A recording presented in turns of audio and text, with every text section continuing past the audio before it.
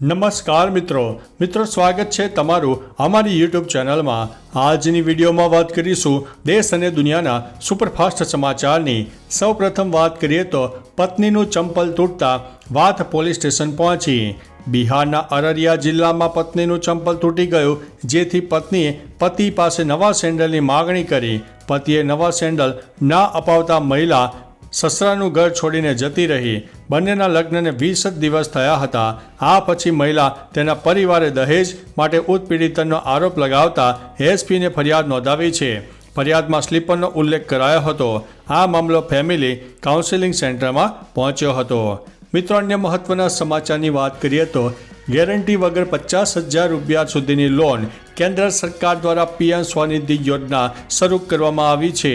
જો તમે પણ સ્કીમ યોજના માટે લોન લેવા માગો છો તો તમારે સિક્યુરિટી તરીકે કાંઈ ગીરવે રાખવાની જરૂર નથી।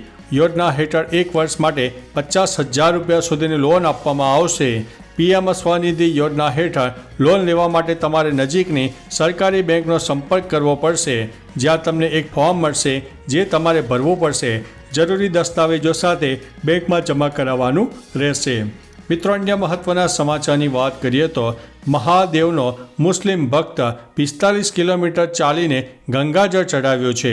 અલીગઢના જોહરબાગના રહેવાસી આસ મોહમ્મદ રવિવારે કાવડ સાથે બુલંદશહેરના રામઘાટ પહોંચ્યા હતા, જ્યાંથી તેમણે ગંગાજળ લઈને પ્રાચીન ખીરેશ્વર મહાદેવ મંદિરમાં જલાભિષેક કર્યો હતો। ભગવાન શિવના મુસ્લિમ ભક્ત આસ મોહમ્મદ ખાન પવિત્ર ગંગાજળ લઈને 45 કિલોમીટર ચાલ્યા અને શિવલિંગ પર અર્પણ કર્યું। તેમણે કહ્યું કે છેલ્લા 20 વર્ષથી ભગવાન શિવની પૂજા કરે છે। આ વખતે પહેલી વખત તેમણે કાવડ લીધા છે। મિત્રો, અન્ય મહત્વના સમાચારની વાત કરીએ તો મહિલાએ જીવિત સાસુનું બનાવ્યું છે મૃત્યુનું પ્રમાણપત્ર। લોભ અને લાલચના કારણે કેટલાક લોકો કોઈ પણ સ્તરે આવી જાય છે। આવો જ એક કિસ્સો પ્રકાશમાં આવ્યો છે। ઘટના એવી છે કે સીતામઢી શહેરને અડીને આવેલી વિસ્તારની એક મહિલાએ જીવિત હોવા છતાં તેની સાસુનું મૃત્યુ પ્રમાણપત્ર બનાવી લીધું છે।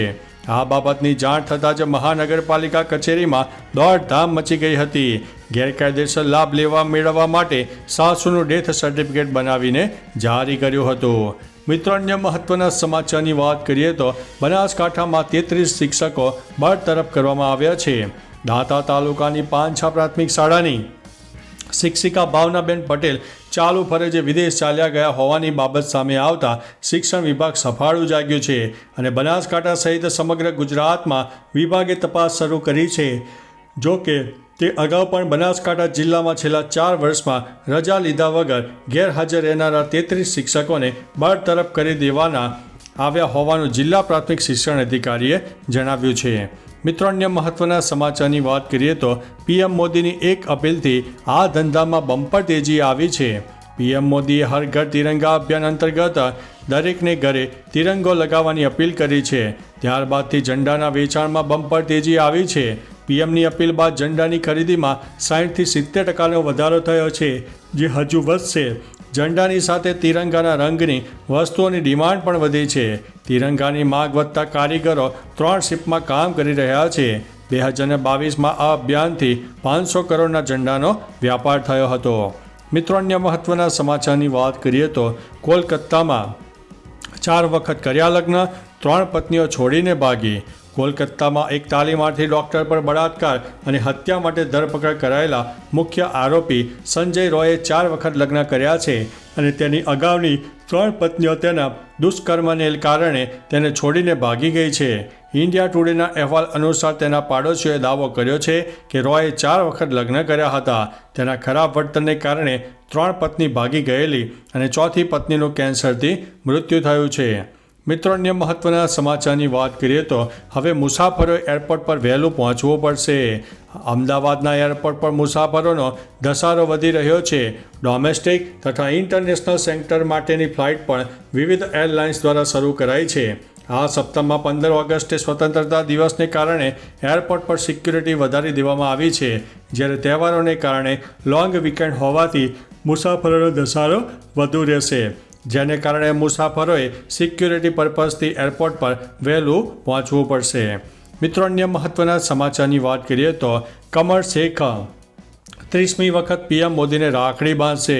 રક્ષાબંધનના પવિત્ર તહેવારને હવે ગણતરીના દિવસો બાકી છે.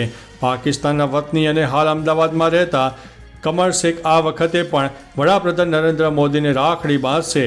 કમર શેખ છેલ્લા 30 વર્ષથી નરેન્દ્ર મોદીના લાંબા આયુષ્ય અને સમૃદ્ધિ માટે રાખડી બાંધી રહ્યા છે.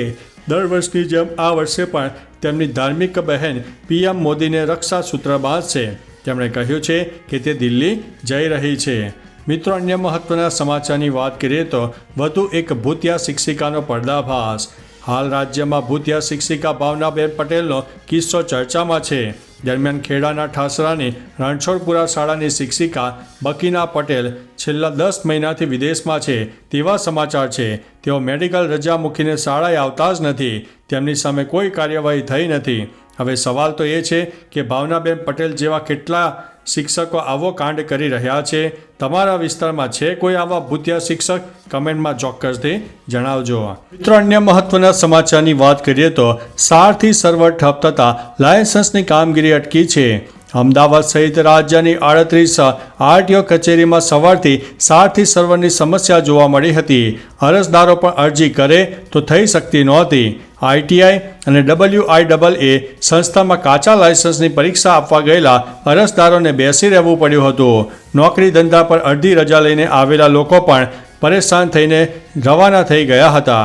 પરીક્ષા આપ્યા વગર ચાલ્યા ગયેલા લોકોએ હવે ફરીથી એપોઇન્ટમેન્ટ લઈને જવું પડશે. મિત્રો, અન્ય મહત્વના સમાચારની વાત કરીએ તો સીએમ ભૂપેન્દ્રભાઈ પટેલે ટ્વીટ કરીને સારા સમાચાર આપ્યા છે. રાજ્યના મુખ્યમંત્રી ભૂપેન્દ્રભાઈ પટેલે સરકારી કર્મચારીઓને રાહતની ભેટ આપી છે. રાજ્ય સરકારના કર્મચારીઓને દર વર્ષે LTC ઉપરાંત વતન પ્રવાસનો લાભ 6000 કિલોમીટરની મર્યાદામાં આપવામાં આવે છે. કર્મચારીઓ દ્વારા આવા પ્રયાસ અન્વયે ટ્રેન દ્વારા મુસાફરી કરવામાં આવતી હોય છે. ત્યારે આ મુસાફરી હવે સરકારી કર્મચારીઓ વંદે ભારત ટ્રેનમાં પણ કરી શકશે. આ મુસાફરીનો 5 લાખ સરકારી કર્મચારીઓને લાભ મળશે. મિત્રો, અન્ય મહત્વના સમાચારની વાત કરીએ તો વિડીયો બનાવવાના ચક્કરમાં કાર કેનાલમાં ખાબકી છે. રાજસ્થાનના હનુમાનગઢમાં એક મોટો અકસ્માત થતાં એક સાથે 3 પેઢી ભૂસાઈ ગઈ હતી. જણાવી દઈએ કે ઇન્દિરા ગાંધી કેનાલના પુલ પર બંને પિતા અને પુત્ર કારમાં બેઠા મોબાઈલમાં વિડીયો બનાવતા હતા. ત્યારે કાર કાબુ બહાર થતાં કેનાલમાં પડી ગઈ હતી. આ અકસ્માતની માહિતી મળતા જ તલવાડા તળાવ અને ટીબી પોલીસ ઘટના સ્થળે પહોંચીને 3.5 કલાકની મહેનત બાદ ત્રણેયના મૃતદેહ બહાર કાઢવામાં આવ્યા હતા. મિત્રો, અન્ય મહત્વના સમાચારની વાત કરીએ તો ઉકાઈ ડેમના 9 દરવાજા 4 ફૂટ ખોલાયા છે. ઉપરવાસમાં વરસી રહેલા ભારે વરસાદના પગલે ઉકાઈ ડેમના 9 દરવાજા 4 ફૂટ જેટલા ખોલવામાં આવ્યા છે. હાલ ડેમમાંથી 82,000 ક્યુસેક પાણી છોડવામાં આવી રહ્યું છે. ડેમનું લેવલ જાણવા માટે દરવાજા ખોલાવવામાં આવ્યા છે. ઉકાઈના દરવાજા ખોલતા તંત્ર પણ એલર્ટ થયું છે અને આગળ તમામ ગામોને સાવચેતી રાખવા સૂચના અપાઈ છે. બીજી તરફ નર્મદા ડેમમાં 1,10,000 ક્યુસેક પાણીની આવક કેનાલ અને નદીમાં થઈ રહી છે અને પાણી પણ આગળ છોડવામાં આવી રહ્યું છે. મિત્રો, અન્ય મહત્વના સમાચારની વાત કરીએ તો કોલકાતામાં રેપ વિથ મર્ડર બાદ દેશભરના તબીબોમાં રોષ. કોલકાતામાં ટ્રેની ડૉક્ટર પર બળાત્કાર અને હત્યાના મામલે દેશવ્યાપી હડતાલ યથાવત છે. તબીબોએ સ્વાસ્થ્ય મંત્રી JP નડ્ડા પાસેથી આ મામલાની નિષ્પક્ષ તપાસની માંગ કરી છે. Federation of all India medical association દ્વારા 13 ઓગસ્ટથી દિલ્હી, UP, MP અને મહારાષ્ટ્રમાં OPD તથા વૈકલ્પિક સેવાઓ બંધ રાખવાનું એલાન કરવામાં આવ્યું છે. તો ચાલો મિત્રો, ફરીથી દેશ અને દુનિયાના સુપરફાસ્ટ સમાચાર લઈને મળતા રહીશું. ત્યાં સુધી અમને રજા આપશો. નમસ્તે.